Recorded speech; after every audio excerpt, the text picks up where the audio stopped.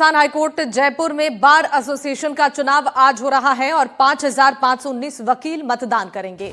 अध्यक्ष पद के लिए 6 उम्मीदवार मैदान में उतरे हैं। 17 पदों पर कुल 66 प्रत्याशी चुनाव लड़ रहे हैं। बम धमकियों के चलते अतिरिक्त सुरक्षा बल को यहां पर तैनात किया गया है। 22 सीसीटीवी कैमरों से मॉनिटरिंग हो रही है। शुक्रवार को सुबह 10 बजे से मतगणना होगी। राजस्थान हाईकोर्ट की जयपुर पीठ में आज गहमा गहमी का माहौल है। Rajasthan high court Jaipur bar association के वार्षिक चुनाव आज हो रहे हैं। ये चुनाव इसलिए भी खास है और तनावपूर्ण बन गया है क्योंकि परिसर को लगातार मिल रही बम धमाकों की धमकियों के मद्देनजर सुरक्षा व्यवस्था बेहद कड़ी कर दी गई है। हाईकोर्ट परिसर आज पूरी तरह से अतिरिक्त सुरक्षा जाब्ते के घेरे में है। 5,519 वकील आज अपने 42वें अध्यक्ष महासचिव कुल 17 पदों के लिए मतदान कर रहे हैं। राजस्थान हाईकोर्ट जयपुर में आज हाईकोर्ट बार एसोसिएशन जयपुर के वार्षिक चुनावों का आयोजन करवाया जा रहा है।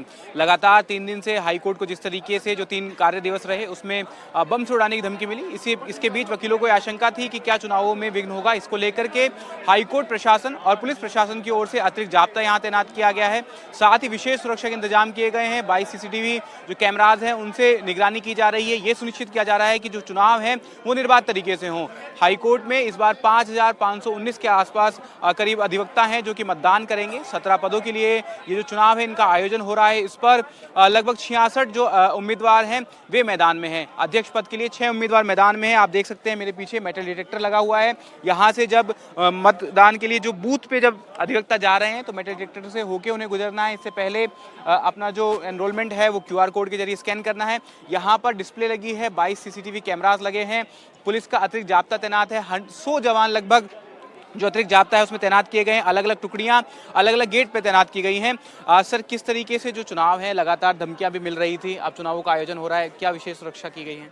विशेष सुरक्षा पुलिस प्रशासन की तरफ से अच्छी व्यवस्था है। सामने भी, बाहर भी, मेन गेट पर भी अतिरिक्त व्यवस्था की गई पुलिस की और अंदर भी व्यवस्था है। मेटल डिटेक्टर की व्यवस्था है, यहाँ पे ये लगा हुआ है, बाहर भी लगा हुआ है और कैमरे भी 22 कैमरे लगाए हुए हैं। इनसे कि पूरी तरह से सुरक्षा चाक चौबंद स्थिति एक चीज़ निगरानी में है और शांतिपूर्ण मतदान हो रहा है और पूरा सहयोग प्रशासन का उसके लिए। आप लोग इलेक्शन करवाने वाली कमेटी में हैं। लगातार ये जो धमकियां आ रही थी, वकीलों को इस तरह की आशंका थी कि क्या धमकी कोई दिलवा रहा है या चुनावों में विघ्न डालने के लिए ऐसा हो रहा है, तो ऐसा कुछ लग रहा था अभी के? विघ्न डालने के लिए तो ऐसा कुछ भी नहीं है, पर धमकी दे तो यही है भाई, जो भी धमकी देगा है यहाँ पे और उससे चुनाव तो प्रभावित होता है। हमारी जो दिन की प्रक्रिया है, हमारी चुनाव की प्रक्रिया, हाईकोर्ट की प्रक्रिया, जो बेंचें बैठती है फिर वापस से उनको इस प्रकार की धमकी आती है तो उसमें दिक्कत आती है, रुकावट आती है। तो कई प्रकार की दिक्कतें तो थी इस चीज़ के लिए। दिक्कतें थी। हाँ। एक और चीज़ मैं पूछना चाह रहा हूँ कि हाईकोर्ट में रोज बहुत जरूरी मैटर्स जो हैं वो लिस्टेड होते हैं, उसके बाद उनकी सुनवाई होती है। लगातार इस तरह की धमकियाँ आ रही है, हाईकोर्ट की कार्रवाई को भी प्रभावित करती है ये धमकियाँ। तो क्या इसके लिए कोई इस तरीके की विशेष आप लोगों की तरफ से कोई मांग या किस तरह की चीज़ें, कैसे इसको रोका जाए? मतलब साइबर टीम जो है उसको किसी तरीके से रोक पाए?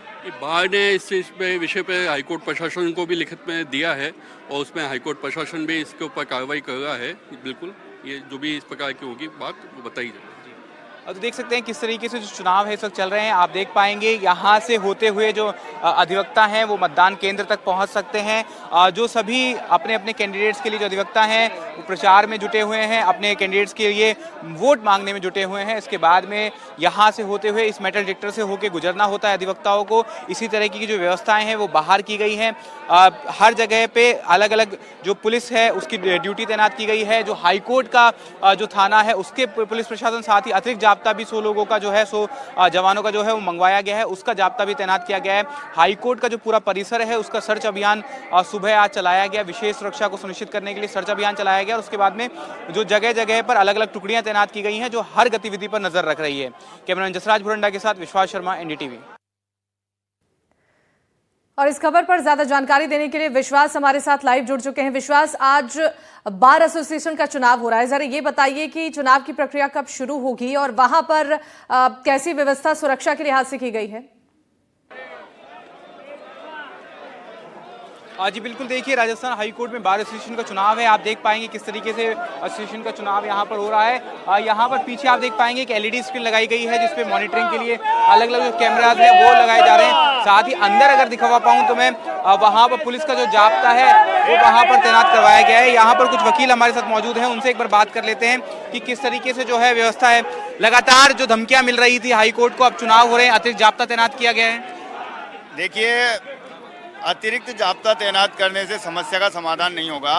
31 अक्टूबर को जब पहली बार बॉम्ब की सूचना आई थी, तभी मैंने चीफ सेक्रेटरी को नोटिस दे दिया था।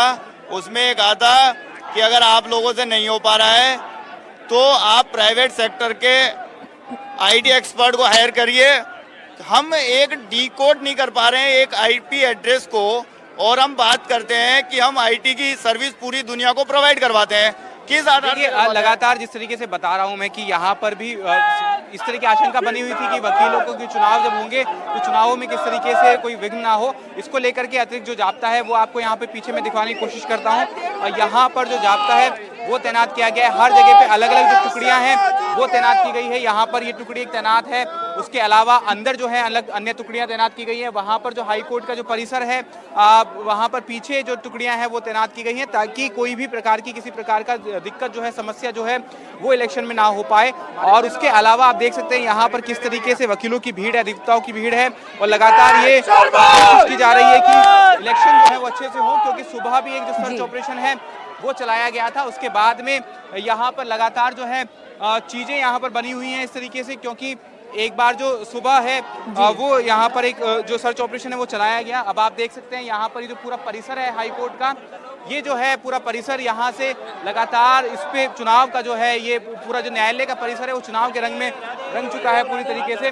और आप देख पाएंगे कि जहाँ पर भी आप देखेंगे वहाँ पे अलग एक बैरिकेडिंग करके रोका गया है, केवल वकीलों को प्रवेश दिया जा रहा है, अन्य जो आदमी हैं आज उनको प्रवेश नहीं दिया जा रहा है। उसके बाद में लगातार यहाँ पे आप देख सकते हैं कि किस तरह की व्यवस्थाएं जो है वो सुनिश्चित करने के लिए की गई है। और चुनाव के लिए यहाँ पर जो वकील हैं वो अपने अपने जो उम्मीदवार हैं उनके लिए मतों की मांग कर रहे हैं। यहाँ पर पूरी तरीके से जो चुनाव का माहौल है वो न्यायालय के परिसर हाई कोर्ट में आज दिख रहा है यहाँ पर।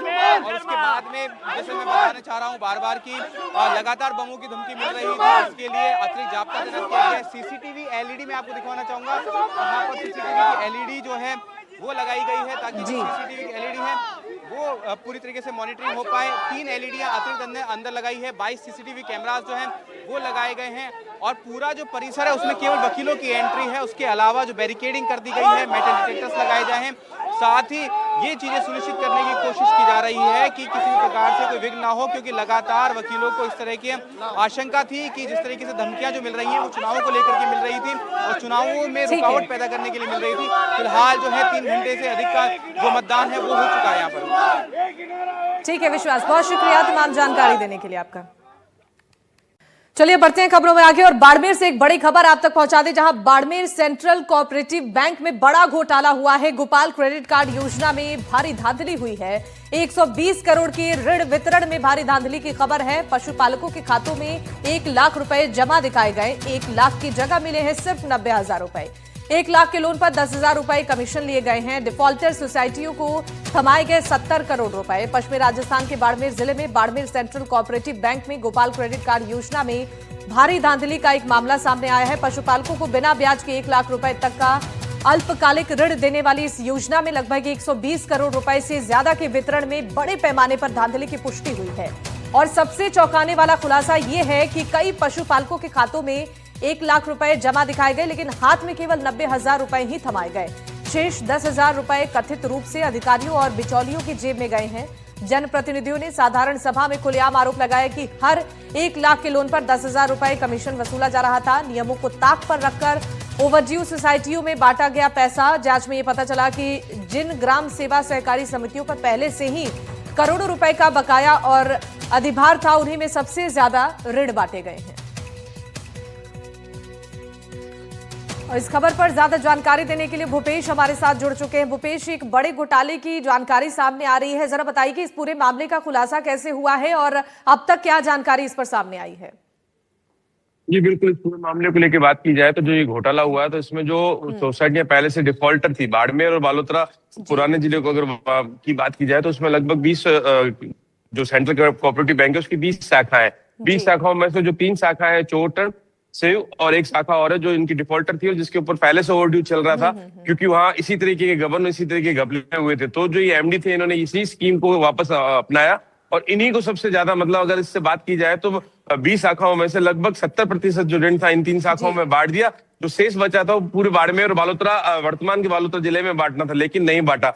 इस पूरे खेल में जो कहानी थी वो ये थी कि भाई किसानों को पशुपालन ऋण के तहत 1 लाख रुपए बिना ब्याज के दिए जाने थे, जिसमें से वो अल्पकालिक ऋण था क्योंकि उसमें बिना ब्याज था, तो क्योंकि किसानों को उन्नति के लिए, उत्थान के लिए 1 लाख रुपए का ऋण दिया जाए ताकि इनके पास जितने भी पशु है उनके लिए शेड या जो भी बेसिक नीड है वो पूरी की जा सके। लेकिन इस पूरे खेल में इस तरीके से जो बिचौलिए थे उन्होंने सीधा 10% का कमीशन रखा, यानी लाख रुपए की जगह उनको 90,000 रुपए मिले। 10% जो बिचौलिए, जो अधिकारी, जो एमडी थे, इन सब लोगों ने आपस में बंदर बांट करी। ये जो ऋण बांटना था ये लगभग 20,000 लोगों में बांटना था, लेकिन क्योंकि इनको इस बार काम को लेकर पूरी धांधली करनी थी तो 11,400-500 पे ये आंकड़ा अटक गया और उसमें इन्होंने लगभग 120 करोड़ रुपए का घपला कर दिया। और इसको जब जांच की गई, इसकी शिकायतें लगातार मिल रही थी क्योंकि जो शेष 17 शाखा थी उनसे मांग की जा रही थी। और इसमें सबसे खास बात यह है कि जिन लोगों को ऋण बांटा गया उनकी तरफ से कोई आवेदन भी नहीं किया गया था, लेकिन उसके बावजूद उनको ऋण बांट दिया गया। और जो आवेदन करता था उनका कहना था कि हमारे आवेदन के बावजूद हमें ऋण नहीं दिया गया। तो ऐसे में जो शिकायतें थी लगातार जो इसकी साधारण सभा की बैठकों में सभी जगह उठ रही थी। और जब जांच की गई तो बालोतरा से ग्रुप रजिस्ट्रार को भेजा गया जयपुर से सहकारिता डिपार्टमेंट के द्वारा। जब वो यहाँ पे जांच के लिए पहुंचे तो उन्होंने जांच में पाया कि इसमें काफी अनियमितता हुई, काफी घोटाले हुए और काफी बड़े स्तर पे इसमें करप्शन पाया गया, क्योंकि प्रति किसान, प्रति व्यक्ति से 10,000 रुपए का घपला किया गया। तो ऐसे में लगभग ये जो अमाउंट होता है तो 120 करोड़ रुपए पहुंचता है। और इस पे सहकारिता विभाग ने जैसे ही रिपोर्ट उनके पास पहुंचती है तो उन्होंने तुरंत प्रभाव से इसको निलंबन के आदेश जारी किए और इसके अलावा और जांच बिठाई है ताकि किसी भी तरीके का कोई और घपला हो या और अनियमित है। क्योंकि जिस एमडी का कार्यकाल रहा है, क्योंकि जैसे इस छोटे समय में ये इतना बड़ा घपला आया है केवल एकमात्र एक स्कीम के तहत, तो पिछले कितना टर्म में कितने टाइम से यहाँ है, इन्होंने कितनी निविदाएं निकाली, किस तरीके के आवेदन हुए, किस तरीके के लोन का वितरण हुआ, इन तमाम बातों की भी जांच संबंधित डिपार्टमेंट के द्वारा की जाएगी। जी।